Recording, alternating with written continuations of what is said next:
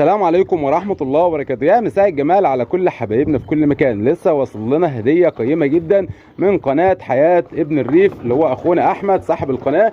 الهدية دي يا شباب هدية قيمة جدا فيها طير منتهى الجمال هنربيه عندنا ان شاء الله تعالى.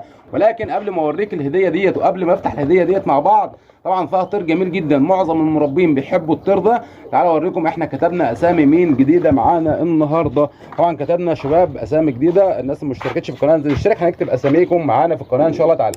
كتبنا اختكم حور العين، وكتبنا طبعا اخوكم محمد السيد من الفيوم حبيبي طبعا محمد السيد، وكتبنا امل محمد من دسوق، وكتبنا صالح من القليوبيه، وكتبنا زياد محمد من الشرقيه، وكتبنا احمد علي من اسوان، وكتبنا بهجه جمال من شبرا، وكتبنا وائل محمد من طنطا، وكتبنا احمد سماره من فلسطين.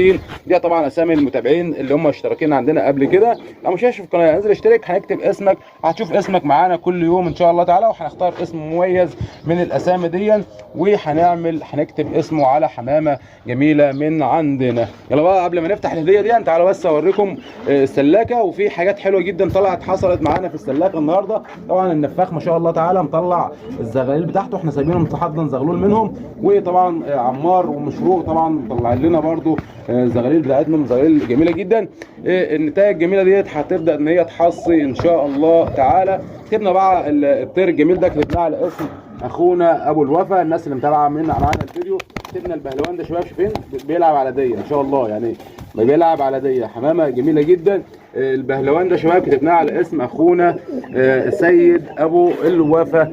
الهزازه شباب ما شاء الله تعالى النتايه هتبدا تحصي ان شاء الله تعالى ان هي خلاص هتفطم الزغلولين الجمال دولت.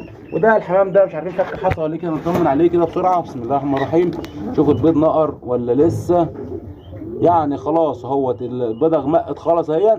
لما تعرف ان البيضه غمقت خلاص كده تعرف ان فاضل يوم او اتنين والبيضه ديت تبدا ان هي تفك ان شاء الله تعالى. تعالى بقى ندخل المكان ونوريكم الهديه اللي وصلت لنا من قناه حياه ابن الريف. طبعا ديت يا شباب الحمام طبعا الكتاكيت الهند ديت كانت واصله لنا من اخونا طبعا استاذ باسم صاحب قناه وفر في بيتك منوعات. هنحط بقى الطير ده بقى هنحطه مع الطيور دي. طبعا المكان حلو جدا. طبعا هم قالوا لي الطير ده غبي جدا، الطير ده مش ذكي، مش احسن حاجه، فلازم ان انت تحطه مع طيور تانية هم هيعلموهم الاكل.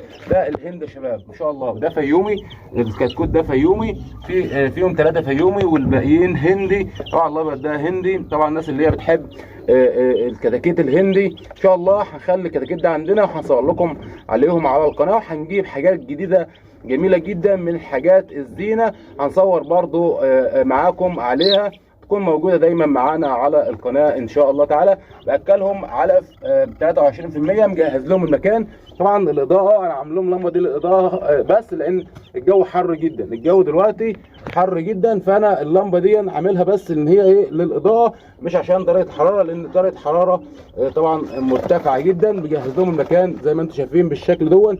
حاطط لهم طبعا المسقه وحاطط لهم محلول جفاف، استقبلهم طبعا على محلول جفاف. هنفتح بقى الهديه بتاعتنا كده بتاعت اخونا احمد ونشوف الطير الجميل اللي احنا هنربيه ده تاني. طبعا الناس اللي بتحب الهندي، طبعا الهند يا شباب طير مميز جدا في التحضين، يعني اعلى كتكوت في التحضين، اعلى كتكوت في التحضين اللي هو بيحضن حلو جدا والمناعه بتاعته كويسه. ولكن ده بقى يعني في ناس بتقول لي لو انت حطيت له سم، يعني الطير ده في ناس بتقول لي لو انت حطيت له سم مش هجرى له حاجه، ان بيقول لي من اعلى الطيور في المناعه، بيقول لك مناعته عاليه جدا جدا. انا اول مره هربيه الصراحه، طير جميل جدا. يعني انا بحب اشوف الطيور الزينه، بحب اشوف الكتاكيت اللي هي شكلها مختلف، اول حاجه عامه اللي شكلها مختلف. هنفتح بقى الهديه كده بتاعتنا بتاعت اخونا احمد ونشوف ما شاء الله تعالى الله اكبر. ده يا جماعه خير كتاكيت الوادي او الدجاج الفرعوني، ليه كذا اسم، هو صوته مختلف وشكله مختلف عن بقيه الطيور. طبعا هم جايين من مشوار بعيد جدا، سمي بسم الله كده ونطلعهم. طبعا هم كانوا اكتر من كده، ولكن انا هديت حد صديقي، يعني الهديه ما بتتهداش ولكن يعني ربنا بيبارك في الرزق القليل، ربنا بيبارك في الرزق القليل. هم 5 هم كانوا اكتر من كده. اخويا احمد طبعا عارف عاداتهم، بشكرك طبعا على الهديه الجميله دي. هنبدا ان احنا برضو نسيبهم عندنا في المكان، بس هو صوته مختلف يا شباب، صوته مختلف عن صوت الكتاكيت اللي احنا نعرفه. شايفين سامعين الصوت؟ يعني صوته مختلف شويه هنا يا شباب، يعني صوته مختلف عن بقيه الحاجات اللي احنا بنربيها واللي احنا نعرفها. هو ده يا شباب، ده دجاج الوادي او دجاج الفرعوني، في ناس بتسميه كذا اسم. هنحط طبعا مع بقيه الطيور التانية. اللي انا اعرفه ان الدجاج ده يعني مش اذكى حاجه، او دجاجه مش ذكيه بالنسبه للوادي، فهنحطهم مع الهند بقى بحيث ان هم يعلموا بعض التاكيل ويعلموا بعض ان هم يشربوا ازاي.